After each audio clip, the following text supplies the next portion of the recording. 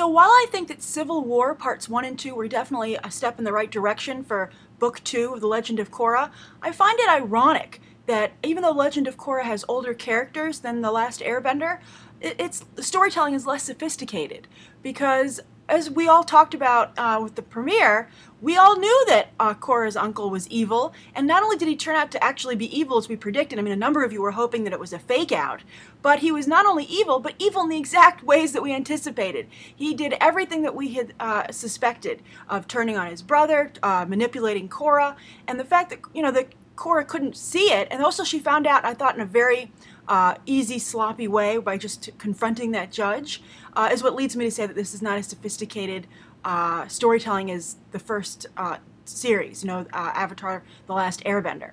On that note, though, I continue to love the Tenzin storyline. I think exploring Aang through his children is really a fascinating and sophisticated way to go. I really like that a lot. However, even here, though, I have to say, I have a hard time believing that Aang would disregard two of his children like that. And even if he did it, because he was such a kind child and also was very aware of things like that when we knew him.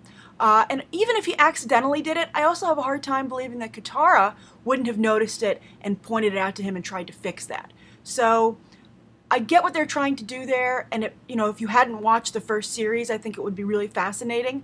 But here, I'm like, well, let me see it, because I don't know, I do just find it hard to believe. But I thought those scenes with the three adult children were very touching, and I thought that the speech about family at the end of the second episode was great, and great to hear, because who doesn't sometimes get frustrated with their family? So you can just remember that even benders have these problems, and I thought, the takeaway was really nice.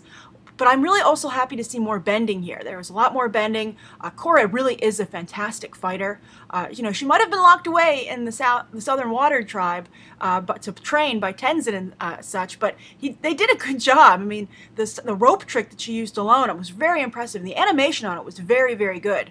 But speaking of animation, I don't know about you guys, but in the second episode, they had some computer CGI animation that really stuck out like a sore thumb. I mean, it was jerky, it wasn't as smooth as the hand-drawn animation, and it just didn't mesh. I mean, I know they've used it before sometimes on the first season with the cars and such, the stuff from Future Industries, but I felt that here it was just so bad that I really questioned why they would bother to use it.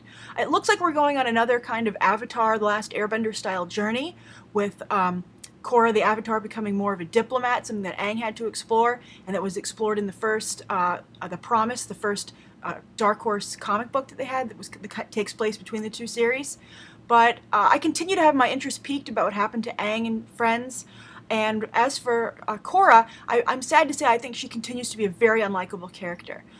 And make such silly, stupid mistakes. And I'm surprised that nobody calls her to task for it. She has some very good friends. Well, loyal friends, because I think a good friend would point this out. And I'm surprised that her mother hasn't pointed it out. And her father is like the nicest guy ever. He's incredibly forgiving. I mean, of course, I think he should forgive her, but to not even try and point out a life lesson that should be learned here for future instances of being the Avatar, because I'm sure this will come up again, I think that she really needs Tenzin, and I'm just counting down until she realizes that. So what do you guys think?